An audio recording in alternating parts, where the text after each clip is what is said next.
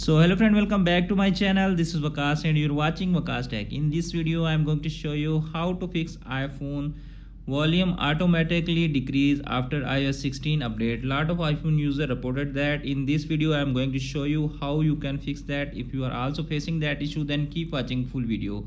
Before moving to the video, please subscribe my YouTube channel and press bell icon for upcoming videos notification. Let's start video without wasting any time. Firstly, move to the solution one. Open iPhone setting. In setting app, you can see appears on screen sound and haptics. You can see, tap on that option. After tapping that, you can see appears on screen a option showing here headphone safety. Just tap on that.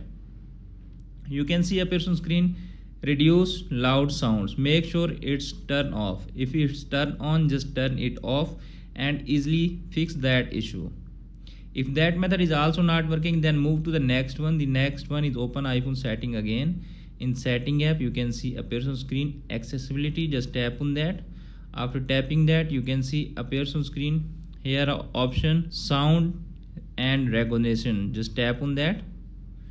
Make sure it's turned off. If it's turned on, just turn it off.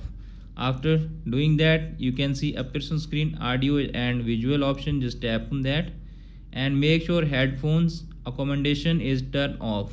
If it's turned on, just turn it off and easily fix that issue. So friends, if that method is also not working, then move to the next one. The next one, open iPhone setting again. Tap on general, tap on transfer or reset iPhone, tap on reset and reset all network setting, and then easily fix that issue. If that method is also not working, then move to the last one. The last one is forced to restart your iPhone. It's dependent on you that which model you are using. Just force to restart your iPhone and easily fix the issue. Hope this video is helpful for you. If the video is helpful for you, please don't forget to share and subscribe my YouTube channel and press the bell icon for upcoming videos notification. Thanks for watching.